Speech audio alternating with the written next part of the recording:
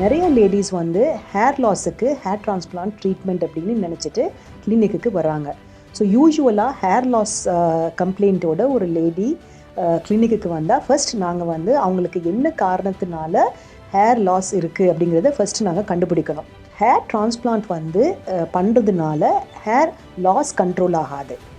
அதாவது hair transplant பண்ணணும் அப்படின்னா அதுக்கு முக்கியமான இண்டிகேஷன்ஸ் இருக்கணும். அதாவது ஹேர் லைன், ஃபோர்ஹெட் வந்து அதிகமாக விரிஞ்சிருந்தாலோ, அதாவது பிறவிலேயே வந்து பெரிய ஃபோர்ஹெட் இருக்கும், அவங்களுக்கு ஹேர் லைனை லோவர் பண்ணணும் அப்படின்னா அதுக்கு hair transplant is a good indication.